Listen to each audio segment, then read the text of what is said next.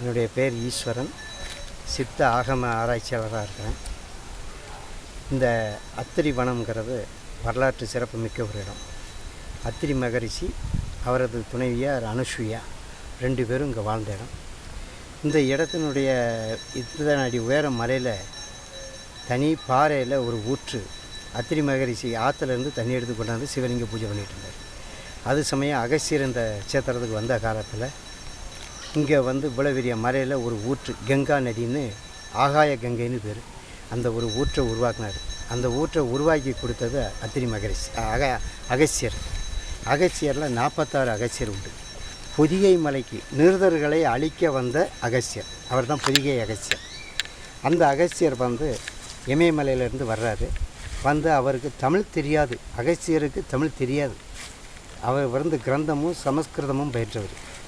அவருக்கு தமிழ் படித்த இடம் நம்ம குற்றாலத்து பக்கத்தில் இருக்க திரு இளஞ்சி முருகன் ஆலயத்தில் தான் தமிழ் கடவுளான முருகப்பெருமான் தான் தமிழ் வேதங்களையும் ஆகம விதி 28ஐயும் 4 வேதங்களையும் அகஸ்திய மாமுனிவருக்கு கற்றுக் கொடுத்தது.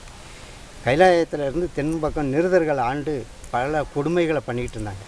அப்போ இந்த ரிஷிகள்லாம் போய் சிவபெருமான்கிட்ட முறையிடும் போது, தென்பக்கம் உயர்ந்து விட்டது அகஸ்தியரே, நீர் போய் அதை சீர் செய்து வாரும்னு சிவபெருமான் சொல்கிறாரு. தென்பக்கம் உயர்ந்து விட்டதுன்னு பூமி உயரலை. அதாவது பூமியில் பண்ணக்கூடிய நீக்ரோ இனத்தவர்கள் நிருதர்கள்னு சொல்லுவாங்க. அந்த நிருதர்கள் இங்கே ஆட்சி புரிந்தார்கள். அவர்களுடைய சந்ததிகள் இன்னும் ஒரு சில இடங்களில் இருப்பாங்க. அந்த உருவங்களை கண்டால் நாம் பார்த்து கொள்ளலாம். அவர்கள் பல ஆன்மீக நெறி கொண்ட சிவனடியார்கள், சிவன் கோவில்கள், யாகம் செய்யக்கூடிய வனாந்தரத்தில் இருக்கக்கூடிய முனிவர்கள், ரிஷிகர்கள், யோகிகள், இவர்களை பூரா அவன் வெட்டி சாய்ச்சிக்கிட்டு இருந்தான். அது சமயம் அந்த கொடுமை தாங்காமல் தான் எல்லா ரிஷிகளும் கைலாயத்தில் இருக்க சிவபெருமான்கிட்ட போய் முறையிட்டாங்க. அந்த சமயத்தில் அகஸ்தியர் அங்கே போய் அதை சீர் செய்து வரும்போது அவர் 4 வேதங்களும் கற்று அந்த அளவுக்கு ஒரு விஞ்ஞானத்தில் மெய்ஞானத்தில் ஒரு கைதேர்ந்தாள். அதனால் அவரை செலக்ட் பண்ணி அந்த சிவபெருமான் இங்கே அனுப்புகிறார். அவர் இந்த ஆகாய கங்கையை அத்திரி மகரிஷிக்காக உருவாக்கி கொடுக்குது. இது இந்த இடத்துல ஒரு பெரிய சிறப்பு. கிட்டத்தட்ட 3000 அடி உயரத்தில் ஒரு தனி பாறையில் ஒரு இடத்துல மட்டும் தண்ணி வரணும். வேறு எங்கேயுமே இந்த இடங்களில் தண்ணி கிடையாது. இந்த ஒரு பகுதியில் மட்டும் கோயில் பக்கத்தில் ஒரு கங்கை உற்பத்தி ஆகுது. அதில் கங்கை அம்மன் ஒரு விக்கிரத்தை வச்சு பூஜை பண்ணிகிட்ருக்காங்க. அத்திரி மகரிஷி வாழ்ந்த இடம். மும்மூர்த்திகளும் அத்திரி மகரிஷியினுடைய அருமை தெரிய வேண்டும்ங்கிறதுக்காக, உலக மக்கள் தெரிந்து கொள்ள வேண்டும் என்பதற்காக அத்திரி மகரிஷியினுடைய மனைவியார் ஆற்றில் ஜலம் எடுக்க வரக்கூடிய காலங்களில் இந்த மாதிரி ஒரு அழகு மிகுந்த ஆட்கள் கிடையாதுன்னு சொல்லி சொல்கிறாங்க. அந்த காலத்தில் மும்மூர்த்திகளும் போய் அப்படி ஒரு அழகு உண்டா அப்படின்னு சொல்லி பார்க்கும்போது பிரம்மா, சிவன், மகாவிஷ்ணு 3 பேர் சேர்ந்து நீ பிறந்த மீனியோடு எனக்கு அமுது தரணும்னு சொல்லும்போது சரின்னு அந்த அம்மா ஒத்துக்கிட்டாங்க. அதாவது ஒரு பத்தினி எப்படி இருப்பா அப்படிங்கக்கூடிய விஷயத்தை இந்த இடத்த வச்சு தெரிஞ்சுக்கலாம். தன்னுடைய பத்தினி தன்மையால் அந்த மும்மூர்த்திகளையும் சிறு குழந்தையாக உருவாக்கம் பண்ணிட்டாங்க. அப்படி உருவாக்கம் பண்ண சேத்திரம்தான் இந்த அத்திரி வனம்னு பேர். இந்த மும்மூர்த்திகளும் உருவாக்கின இடம் தத்தாத்திரேயர் அப்படின்னு சொல்லுவாங்க. அப்படிப்பட்ட சேத்திரம். இங்கே சிவ அம்சமாக அத்திரி மகரிஷி இருக்கிறாரு. அது ஒரு பெரிய விஷயம். இந்த இடங்களில் வனாந்தரங்களில் உள்ள கோவில்கள், இந்த கோவில் மட்டுமில்லை, வனாந்தரங்களில் உள்ள செண்பகாதேவி, பாபநாசம், சுரிமுத்தங்கோயில், சதுரகிரி போன்ற ஸ்தலங்களில் நாம் வழிபடும்போது அந்த மூல விக்கிரத்திலிருந்து வரக்கூடிய ஜீவ சமாதியில் இருக்கக்கூடிய ஆன்மாக்கள், அந்த ஆன்மாக்களுக்கு அழிவு கிடையாது. பல கோடி ஆண்டுகள் அது உயிர் வாழ்ந்துக்கிட்டே இருக்கும். சுவாசங்கள் இருக்கும், உடம்பில் எந்த சேதாரமும் ஏற்படாது.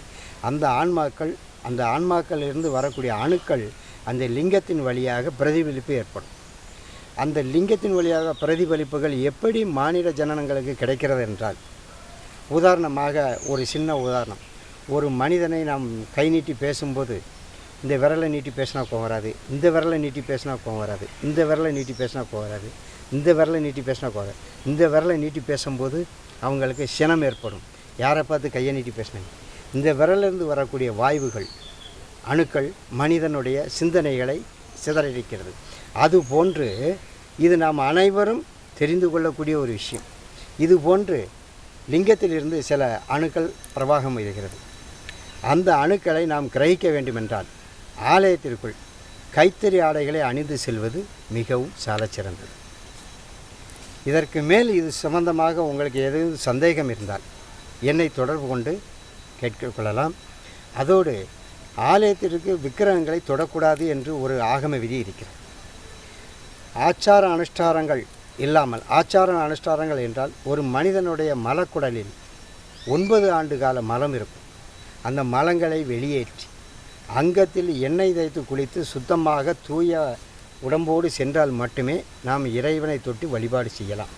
அப்படி இல்லாத காரணத்தில் ஒரு விக்கிரகத்தை தொட்டு வழிபடும் அது உள்ளிருக்கும் நவரத்னங்களுடைய பவர்களும் அந்த பஞ்சபூதங்களினுடைய அணுகளும் மனிதனுடைய கிட்னியை எதிர்மறையான விளைவுக்கு ஏற்றுச் செல்லும். அதன் காரணம் கொண்டே நாம் விக்கிரகங்களை தொடக்கூடாது என்று சொல்கிறோம். இதை சில மூடர்கள் நாம் தொட்டு பூஜை பண்ணினால் ஆகாதா, அவர் தான் தொட வேண்டுமா என்று சில வார்த்தைகள் சொல்கிறோம். யாராக இருந்தாலும் தொட்டு வழிபாடு பண்ணலாம். அதற்குரிய ஆச்சார அனுஷ்டானங்கள் இருந்தால் அந்த விக்கிரகங்களை தொட்டு வழிபடலாம். நன்றி. சரிங்க, இப்போ இந்த மலையை சுற்றி சில மூலிகைகள், பல வகையான மூலிகைகள் இருக்குன்றாங்க, அதை பற்றி கொஞ்சம் சொல்லுங்களேன். பலவிதமான மூலிகைகள் இருக்கு. மூலிகை என்பது ஒவ்வொரு கோள்களினுடைய அணுக்கற்றைகளையும் கற்று இதை மூலமாக வைத்து தான் ஒவ்வொரு ஆலயங்களிலும் ஒவ்வொரு சலவிருஷம் என ஒவ்வொரு மரங்கள் வைக்கப்பட்டது. அப்படிப்பட்ட பலதரம் மூலிகை இது. செவ்வாய் பூமி என்றால் இந்த செவ்வாய் சம்பந்தமான 81 வகையான செவ்வாய் கிரகங்கள் உண்டு. அந்த கோள்களுக்குரிய மூலிகை அனைத்தும் இங்கே இருக்குது. அதே மாதிரி இப்போ குற்றாலம் சந்திர தசைம்பாங்க. சந்திர தசைனா சந்திர தசையில் 81 தசைகள் உண்டு. அந்த சந்திர குடும்பத்தை சார்ந்த மூலிகைகள் பூரா இப்படி உண்டு. இப்படி ஒவ்வொரு ராசியாதிபதிகளினுடைய இடங்கள் ஒவ்வொரு கோயில்கள் உண்டு. அந்த கோவிலை சுற்றி அந்த வனாந்தரங்களில் அந்தந்த சம்பந்தப்பட்ட தொடர்புடைய மூலிகைகள் பூரா அங்கே இருக்குது. இல்லை, இதில் மிகச்சிறந்த மருத்துவ குணம் கொண்ட மூலிகைன்னு சொல்லக்கூடிய அளவுக்கு ஏதாவது இருக்கா? அது மூலமாக மக்களுக்கு நீங்கள் எதுவும் செஞ்சுருக்கீங்களா? அதை பற்றி கொஞ்சம் சொல்லுங்களேன். நிலவேம்பு இந்த பகுதியில் அதிகமாக இருக்கும். நாய் மிரட்டி, பேய் மிரட்டி இந்த பகுதியில் அதிகமாக இருக்கும். அடுத்தாக்கில் அத்தி மரம் பிரதானமான ஒரு மரம் இருக்குது. இந்த சர்க்கரை வேம்புன்னு ஒரு மரம் உண்டு. இந்த சர்க்கரை வேம்பு செடி குறுஞ்செடி என்னத்தை சார்ந்தது. இந்த சர்க்கரை வேம்பு செடி நாம் டெய்லி ஒவ்வொரு ஊற்று சாப்பிடும்போது இரத்த சுத்தி ஆகும். இரத்தம் சுத்தி ஆகும்போது சரியான காலத்திற்கு நம்ம சாப்பிட வேண்டும். நாம் சாப்பிடும் உணவானது ஒரு மனிதன் எந்த 100 கிராம் சாப்பாடு சாப்பிட்றோம்னா அந்த 100 கிராம் ஜீரணமாகக்கூடிய அளவுக்கு ஒரு அமிலம் ஒன்று சுரக்கும். இந்த 100 கிராம் சாப்பாடு கரெக்டாக சாப்பிட்டாங்கன்னா அவன் உடம்புல நோயே இல்லை. 100 கிராம் சாப்பிடக்கூடிய சாப்பாட்டுக்கு 25 கிராம் அளவு சாப்பிட்டுட்டு மிச்சத்தை 100 பண்டங்களாக சாப்பிட்டா அந்த மிச்சம் 75 கிராம் சாப்பாடுக்கு உண்டான அமிலங்கள் அந்த இடத்துல வந்து அந்த பகுதி புண்ணாயிடும். இதனால் அந்த புண்ணிலேருந்து வடிஞ்சு ஒரு நீர் சுரக்கும். அதுதான் வாய்வு. அந்த வாய்வு அதில் வந்து முறையடித்து வெளியே வரக்கூடியது வாய்வு. அந்த நீர் பட்ட இடம் புண்ணாயிடும். இதுதான் அல்சர். அந்த அல்சரை மூடுறதுக்கு ஆங்கில மருத்துவ முறையில் நீங்கள் சாப்பிடும்போது அந்த மேல்பட்ட துளிகள் மூடிடும். ஆனால் உள்பக்கம் இருக்க புண்ணு பிரதிபலிப்பம் எடுத்து வளர்ந்துக்கிட்டே வரும். இதுதான் கேன்சர். அதனால் அந்த மாதிரி இல்லாமல் கரெக்டாக எதுக்கு சாப்பிட்ணும். அந்த மூலிகைகளை சாப்பிட்டேன்னா அதுக்குள்ளே குணத்தை காமிக்கும். உடனே தமிழ் மொழியை சாப்பிட்டனால எனக்கு எதிர்மறை வந்துருச்சு அப்படின்னு சொல்லுவாங்க. பொருள் அது இல்லை. அதை சாப்பிட்டோன்னா அது குணத்தை காமிக்கும். அதனுடைய குணத்துக்கு தகுந்தாக்கில் சரியானபடி சாப்பிடணும். இதுதான் தமிழ் மூலிகையினுடைய குணங்கள். அப்படி ஒரு இயற்கையான குணங்கள் உள்ள மூலிகைகள் இங்கே கிடக்கும். வேறு என்னையா கேட்கணும்? இந்த மலை வந்து எப்படி உருவாச்சு? அதாவது பானாசுரன் ஒரு அசுரன் இருந்தான். அசுரன்கிறது நீக்கிறவனுடைய வம்சாவளிகள். அந்த அசுரனை அழிக்கிறதுக்காக சிவபெருமானே வந்தார். வரக்கூடிய காலகட்டங்களில் மகாவிஷ்ணுவை அம்பாக்கி அவனை அந்த அசுரனை வந்து சாதாரண சக்தியால் அழிக்க முடியாது. அவ்வளவு வரங்கள் வாங்கிடணும். அப்படி வரங்கள் வாங்கின ஒரு அசுரனை அழிக்கணும்னா உங்கள் மனசில் ஒரு சின்ன சந்தேகம் இருக்கலாம். ஒரு சிவபெருமானையே ஏன் தன்னால் அழிக்க முடியாதுன்னு ஒரு கேள்வி எழுப்பலாம். அதுக்கு இந்து மதத்தை பொறுத்த மட்டும் சட்டங்கிறது எல்லாருக்கும் ஒன்று தான். அது சிவபெருமானாக இருந்தால் தான், அடிமட்ட குடிமகனாக இருந்தால் தான். விதிங்கிறது எல்லா தேவதைகளுக்கும் ஒன்று தான். அதை நான் பின் சொல்கிறேன். அந்த பானாசுரனை அழிக்கிறதுக்காக மகாவிஷ்ணுவை அம்பாக்கி அந்த வில்லுனுடைய நான் இருக்கு இல்லையா, அது பிரம்மா. அந்த பிரம்மாவை கையில் பிடிச்சி மகாவிஷ்ணு அந்த அம்பை எய்தார். அப்போ அந்த அம்பு நினைத்து தான் எவ்வளோ பெரிய சிவபெருமானா உலகே பல படி அளக்கக்கூடிய சிவபெருமானாக இருந்தாலும் நம்மளை வச்சு தான் இந்த காரியத்தை பண்ணுற அம்பு எய்தார் அப்படின்னு சொல்லி அந்த மகாவிஷ்ணு நினச்சாரான். உடனே சிவபெருமானுக்கு இது தெரிஞ்ச உடனே அந்த அம்பை நழுவ விட்டுட்டார். அந்த விழுந்த இடம் உடனே அக்கினியாக எரிஞ்சு அந்த அம்பு கீழே விழுது. விழுந்த உடனே என்ன தான் சிவபெருமானுடைய அரசி மகாவிஷ்ணுக்கு தங்கை, தன்னுடைய அண்ணன் எரிஞ்சு விழுதை தாங்காமல் கங்கா உருவம் எடுத்து நீராக அந்த பொங்கி வடிஞ்ச இடம், அந்த நெருப்பு அணைச்ச இடம் பான தீர்த்தம். வானம் விழுந்த இடம் பான தீர்த்தம். அது தெரிச்ச விழுந்த இடம் அத்திரி. இந்த இடத்துல விழுந்த உடனே இந்த மலைகள் பூரா எரிஞ்சு அந்த கீழ்ப்பக்கம் பார்த்தீங்கன்னா அப்படி மலை உருகி எரிஞ்ச வடிக்கும் இன்றைய அளவுக்கும் நம்ம பார்க்கலாம். அப்படி உருவானது அந்த மலை. ஐயா, இந்த சின்முத்திரை யோகம் அதை பற்றி கொஞ்சம் சொல்லுங்க. நான் கற்றுக்குறோம் அதை பற்றி. சின்முத்திரைங்கிறது இன்றைக்கு பல இடங்களில் பல ஆன்மீகவாதிகள் இருக்கிறாங்க. அதை யாரும் உண்மையான விவரத்தை வெளியே சொல்ல மாட்டாங்க. காரணம் என்னென்னா, மனிதனுக்கு அது அந்த முத்திரைகளை செஞ்சு அந்த யோக விதிமுறைப்படி நம்ம நடந்தோம்னா அவங்களுக்கு சில சக்திகள் வரும். குரு வழியாக நடந்தால் குறைஞ்சது ஒரு 6 மாத காலம் ஒரு ஆளுட சிசிய பிள்ளையாக இருந்தால் அந்த பக்குவம் வந்தால் அதை கண்டிப்பாக நாங்கள் சொல்லிக் கொடுப்போம். என்ன காரணம்னு கேட்டிங்கன்னா, கொஞ்சம் பவர் வந்த உடனே சாதாரண ஒரு கவுன்சிலர் எடுத்தாடுங்க, எனக்கு கொஞ்சம் பவர் வந்தோடனே நான் தான் மந்திரின்னு அந்த தெருவே ஆட்டி படைச்சிருக்கேன். அந்த பக்குவம் வரணும். 6 மாத காலம் அட்லீஸ்ட் ஒரு வருஷமாவது ஒரு ஆள்கிட்ட சிஷியனாக இருக்கணும். அந்த சிஷியனாக இருக்கக்கூடிய காலங்களில் குரு சிஷிய சம்பாசனை இதில் அனுபவம் தான் மெயின். அந்த குரு தன்னுடைய செருப்பை துடைக்க சொல்வார். உடனே இவ்வளவு ஆணவமானு நினைக்கக்கூடாது. செருப்பை துடைக்க சொல்ல காரணம் என்னென்னா, செருப்பை துடைக்கக்கூடிய அளவுக்கு அவன் பணிவான குணம் பொறுமை வந்துருச்சான்னு பார்க்குறதுக்கு தான் சொல்வார். அதுக்காக அவர் ஆணவத்திலேயோ அகம்பகத்திலேயோ சொல்லலை. அந்த ஒரு மனிதனுக்கு அந்த போடக்கூடிய செருப்பை துடைச்சி அந்த செருப்பை துடைச்சதுக்கு அப்புறமா அவர் அந்த செருப்பை துடைப்பு பார்ப்பார். அதை சுத்தமான முறையில் ஆத்மார்த்தமாக துடைச்சோம்னா அந்த அடிப்பாகமும் சுத்தம் பண்ணியிருப்பான். இதுதான் குரு சிஷியனுடைய ஆத்மார்த்த சிஷிய தன்மை. அப்படி வந்தால் மட்டுமே இவர்கள் எப்படி படித்தார்களோ அந்த விஷயங்களை சிஷிய பிள்ளைகளுக்கு சொல்லிக் கொடுப்பார்கள். இதுதான் குரு சிஷிய சம்பாசனை. குரு உபதேசங்கிறது அதுதான். வேற என்ன? அடுத்து ஒரு இறுதி கேள்வி. இன்றைய நம்மளுடைய இந்து இளைஞர்கள் அதிகம் பேர் தவறான பாதையில், தவறான வழிகளில், தவறான நோக்கங்களோடு போகிறாங்க. படித்த இளைஞர்களாகட்டும், படிக்காத இளைஞர்களாகட்டும். நீங்கள் ஆன்மீகத்துறையில் கிட்டத்தட்ட எங்களுக்கு தெரிஞ்சு உங்களுடைய இந்த வயசு வரைக்கும் 60 வயசுக்கு மேற்பட்டு நீங்கள் இருக்கிறீங்க. இதுக்கு உங்களுடைய தீர்வு என்னன்றதை நீங்கள் சொன்னீங்கன்னா எங்களால் முடிஞ்ச 10 இளைஞர்களுக்கு தொலைக்காட்சி மூலமாக ஒளிபரப்போம். இப்போ உள்ள காலங்களில் கலிகாலங்களில் காலங்களுக்கு தகுந்தாக்கில் அவங்க நடைமுறையில் வந்துக்கிட்டு இருக்காங்க. இருந்த போதிலும் இப்போ சிவ ஆதிக்க காலம், பஞ்சபூதங்கள் பிரளயங்கள் ஏற்படக்கூடிய காலம். களி பிறந்தாச்சு. களி பிறந்து ஆட்சி பண்ணிக்கிட்டு இருக்கக்கூடிய காலங்களில் தான் இந்த மாதிரி அசம்பாவிதம்லாம் நடக்கும். அதாவது நீதி என்பது உலகத்தை பொறுத்த மட்டும் நவக்கிரகங்களாகட்டும், சிவபெருமான் ஆகட்டும், எல்லாருக்கும் ஒன்று தான். சனி பகவான் கணபதியை பார்த்ததுனால சனி அவருக்கு பிடிச்சது ஒரு கொம்பை ஒடிச்சிட்டு. மகாவிஷ்ணுவை பார்த்தார், அவர் பன்னி அவதாரம் எடுத்தார். சிவபெருமானை பார்த்தார், அவர் பிச்சை எடுத்துட்டார். சக்தியை பார்த்தார், விட்டு ஓடிட்டான். பிரம்மாவை பார்த்தார், ஒரு தலை கிடையாது. ஏன் சனி பகவான் சனியவே பார்க்குறாரு. அவருக்கே சனிதசை பிடிக்கும். சனிதசை ஒரு மனுஷனுக்கு பிடிச்சா அவனுக்கு அங்க பலகீனம் ஏற்படும், அதாவது எலும்பு ஒடியும், கால் போகும். இதுதான் விதி.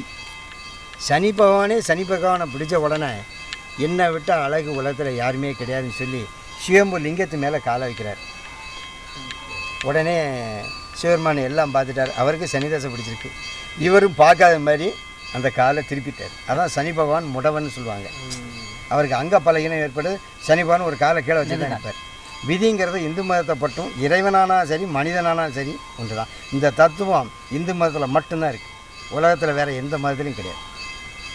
இதுதான் இந்து மதம். இல்லை, இதனால இளைஞர்களுக்கு என்ன சொல்ல வரீங்க? அந்த காரணம் என்னென்னா, விதிகள் படி நடக்கிறாங்க.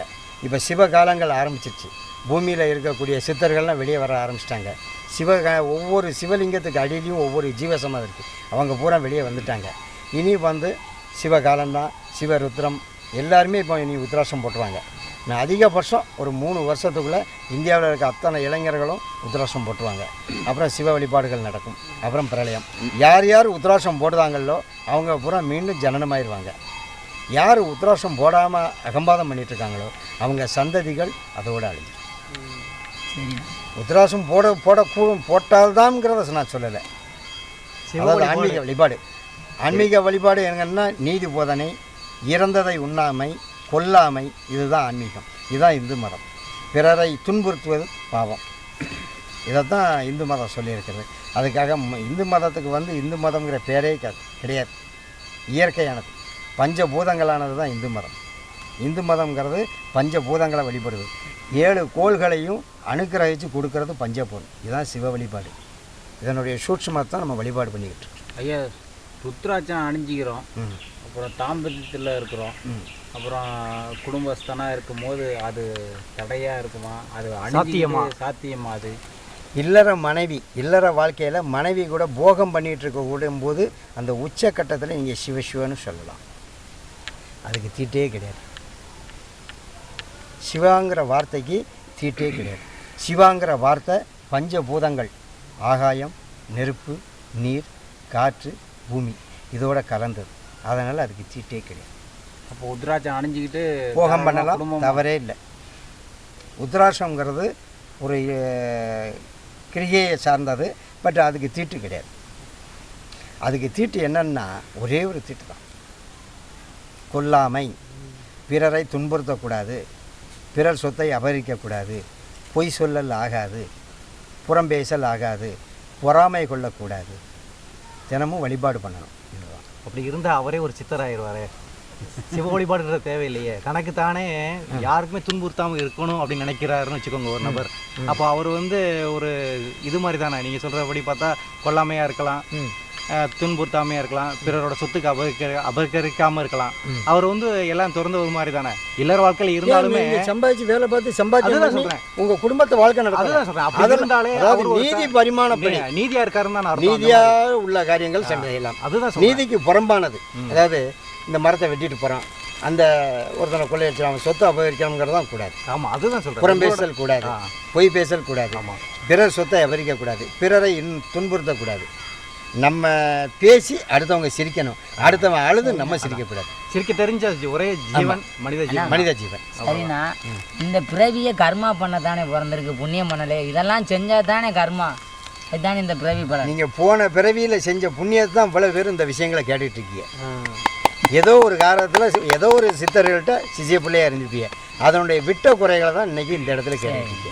இல்லாமல் இந்த விஷயங்களை நீங்கள் எந்த இடத்துலையும் கேட்கவே முடியாது, எந்த இடத்துலையும் கிரகிக்கவே முடியாது. சரிண்ணா, சரி, கடைசி ஒரு பதில்.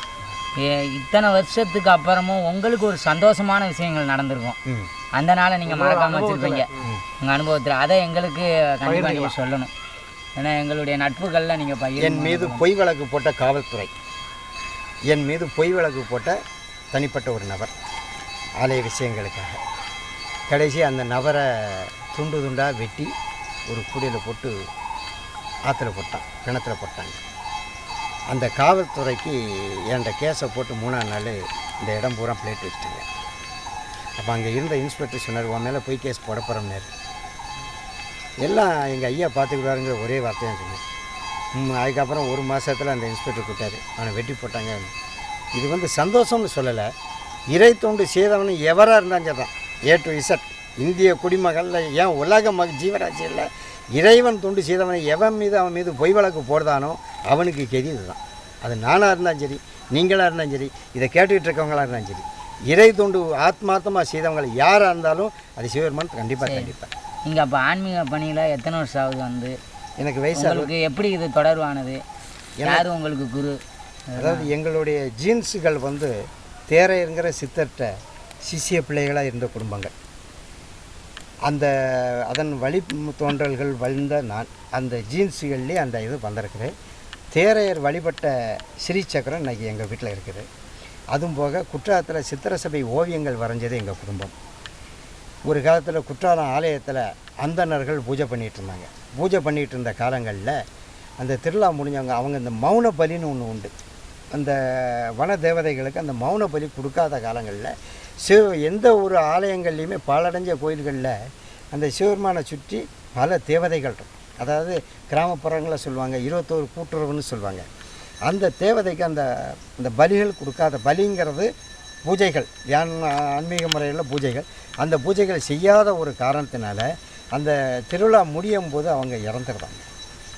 அப்போ ஒரு காலகட்டங்களில் பல ஆண்டுகள் பூஜை நடைபெறாமல் இருக்குது.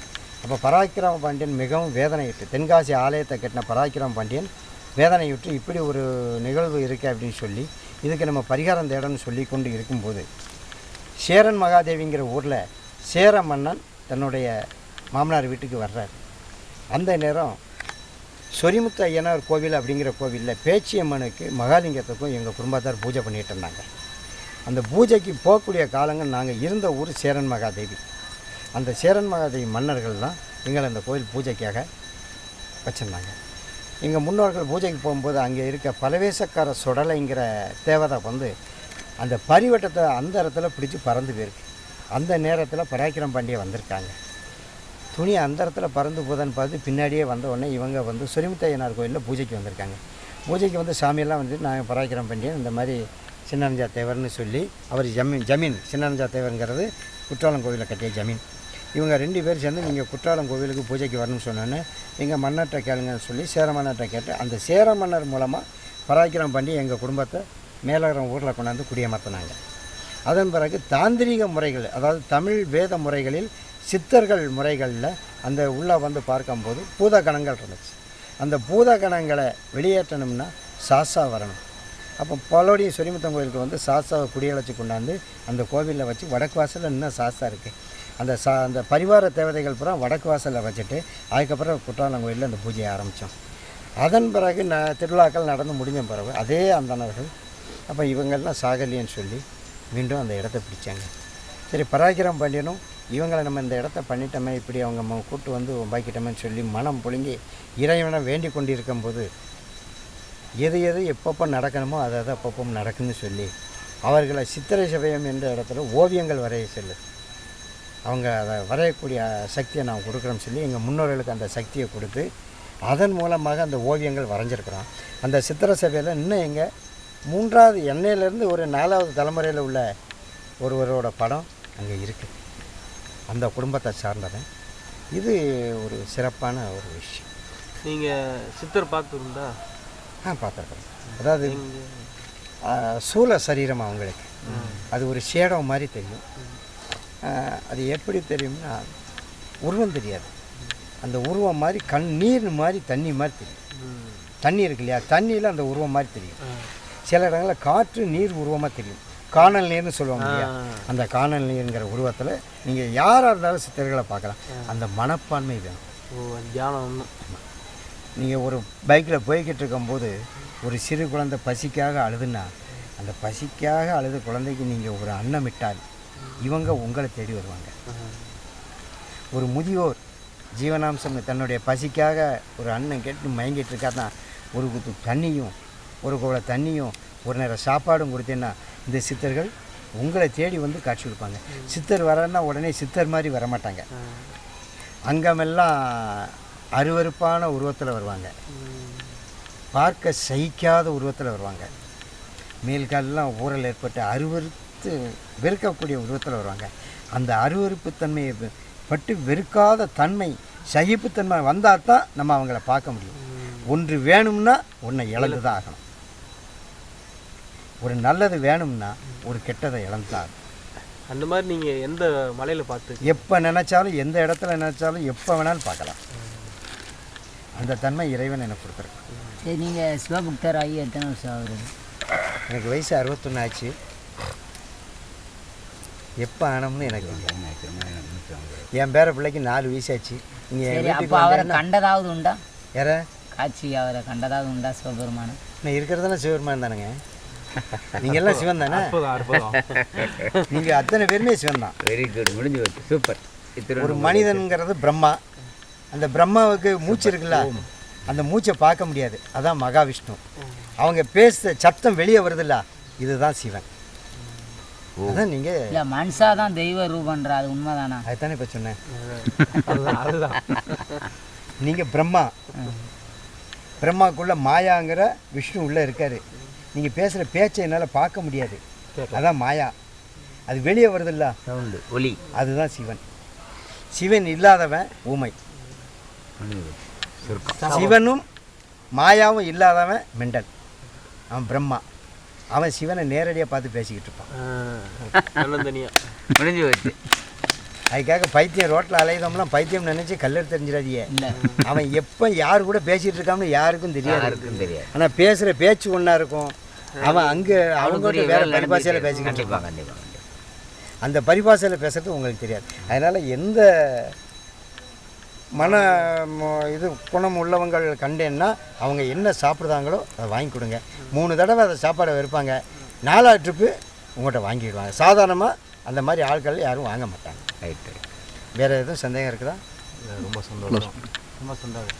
எங்களோட இவ்வளோ தூரம் பேட்டி கொடுத்ததுக்கு கலந்துரையாடி ரொம்ப மகிழ்ச்சியாக இருந்தது எங்களுக்கு. உங்களோட அனுபவத்தை எங்களுக்கு சொன்னது மிக்க நன்றி. நன்றி. ஐயா மேற்கொண்டு இதே மாதிரி ஆன்மீக பயணம் தொடர உங்களுடைய ஆசீர்வாதமும் உங்களுடைய ஒத்துழைப்பு வேணும். என்னுடைய அனுக்கிறேன் இல்லை, அவனுடைய அனுக்கிறேன். இருக்கட்டும், இருந்தாலும் விதி இப்பதான் அப்படின்னா அப்படியே நடக்கும். ஐயா நாங்கள் எல்லாரும் ஒரு சின்ன விஷயம். ஐயா நாங்கள் எல்லாரும் உங்களுக்கு சிசிய பிள்ளைகளாக வந்துடுறோம். இந்த மாதிரி பல இடத்துக்கு அப்படி ஒரு விதி இருந்தால் அப்படி தான் நடக்கும். அண்ணா இப்போ சொன்னேல எல்லாத்துக்கும் அவன் தானே. அதுக்கு முன்னாடி சொன்னேல மனுஷாதான் தெய்வ ரூபன். அப்போ அதான் நாங்கள் சொல்கிறோம். அவன் தான் உங்கள்கிட்ட இருக்கான், அதைத்தானே மாறி மாறி நீங்கள் ஏற்றுக்கிற மாட்டேங்கிறீல. அவன் பார்த்துப்பான்றதில்ல. நீங்கள் எங்களை பார்க்கணும். உங்களுடைய அனுக்கிரகங்கள் எங்களுக்கு வேணும். அது இறை வழிபாடுங்கிறத ஒரு நிலை மனங்கு பூரா ஒரு நிலை குவிஞ்சி சுகந்த பரிமளங்களோட இனிமையான கீதங்கள். அம்மானு சொல்லக்கூடிய சொல்லில் 3 எழுத்து. ஒவ்வொரு எழுத்துக்கும் 80,000 தடவை துடிக்கும். இந்த உள்ளங்காலிலேருந்து உச்சந்தலை வரைக்கும் அந்த எழுத்துக்களுடைய அதிர்வுகள் 24,000 தடவை. 3 × 24,000 தடவை ரத்த அணுக்கள் துடிக்கும். மம்மின்னு சொல்லிப்பாங்க. மம்மின்னு சொல்லி ஆசைப்படக்கூடிய அத்தனை பேரும், தான் பிள்ளைகள் மம்மி டேடின்னு சொல்ல ஆசைப்படுறவங்க அத்தனை பேரும் அவங்க வயதான காலங்களில் அந்த குழந்தைகளுடைய கண்ணுக்கு முதியோர்களை தெரிவாங்க. அந்த முதியோர்களை கண்டால் அவங்களுக்கு அது அருவருப்பாக தோணும். அதனால் அவங்க அன்னச்சத்திரம் தேடி போய்த்தான் ஆகணும். அவங்க குழந்தைகளுக்கு வயசாகும் போது அநாத ஆசிரமத்துக்கு இந்த பெற்றோர் போயிடுவாங்க. அதனால் எல்லா மக்களுக்கும் சொல்லக்கூடிய ஒரே ஒரு சின்ன விஷயம், அம்மா அப்பான்னு சொல்லி கூப்பிட பழகுங்க. ஆங்கிலம் வேண்டாம்னு சொல்லலை, ஆங்கிலம் வெளியே வச்சுக்கிடுங்க. பிற மாநிலத்தில் உள்ளவங்க பாருங்கள், அவன் வீட்டில் தன்னுடைய தாய்பாஷையில் தான் பேசுவான். கண்டிப்பாக. ஆனால் வெளியே ஆங்கிலத்தில் பேசிக்கலாம். வீட்டில் பேசுகிறது தமிழில் பேசுங்க. தமிழை மாதிரி உலக அளவில் உயர்ந்த மொழி வேறு எதுவுமே கிடையாது. இயற்கையோடு சேர்ந்தது, பஞ்சபூதங்களோடு சேர்ந்தது தமிழ். அம்மாங்கிறது இயற்கை தாவரங்கள் அத்தனையும், இயற்கை ஜீவராசிகள், ஒவ்வொரு மிருகங்களும் பறவைகளும் அதனுடைய துணியில் தான் கூப்பிடுது. அதனால் தாய்மொழியில் தான் கூப்பிடுது. தாய்மொழி தமிழ். அந்த தமிழ் உச்சரிப்பிலே கிளியை பார்த்தோன்னே கீன்னு கூப்பிடும், கீன்னு. ஆனால் அதனுடைய பெயர் கிளி. மயில் அது ஒரு தோரணையில் கூப்பிடும், அதனால் மயில். குருவி குக்குன்னு கூப்பிடும், அதனால் அது குயில். அந்த ஓசைகளை அனுசரித்து அதுக்கு பேர் வச்சான். அந்த காலத்திலே தமிழ் இருக்குது. அப்படிப்பட்ட தமிழ் எழுத்துக்கள், தமிழ் உச்சரிப்புகள் இரத்த நாளங்களோடு மனித உடலோடு சேர்ந்தது தமிழ். அதனால் தமிழ் நீங்கள் உலகத்தில் எந்த பாசனம் படிங்க, ஆனால் அதை வெளிப்புறங்களில் மட்டும் வச்சுக்கிடணுமே தவிர வீட்டில் அந்த ஆங்கில மோகத்துக்கு அடிமையாக விபச்சாரம் பெருகிவிடும். ஆங்கில மோகம் அதிகமாக பேசக்கூடிய வீடுகளில் பாருங்கள், தன் மனைவி தன் குழந்தைகளுக்கு அது என்ன ட்ரெஸ் இந்த உடம்போடு ஓட்டுனேன் நெக்கில்ஸ் போட்டு ஊர் மக்களுக்கு பார்க்க கூப்பிட்டு வருவான். இதனால் விபச்சாரங்கள் பெருகும், உடம்பில் உள்ள ஆடைகள் குறைஞ்சிரும். அதனால் தமிழ் கலாச்சாரப்படி உடைகள் அணிங்க, ஆங்கிலத்தை மறந்துடுங்க. ஆங்கிலம் பேச வேண்டாம்னு சொல்லலை, அது தேவையான இடங்களில் பேசுங்க. தமிழ் பேசுங்க வீட்டில். தமிழே சிவம், சிவமே தமிழ். ரொம்ப சந்தோஷம்.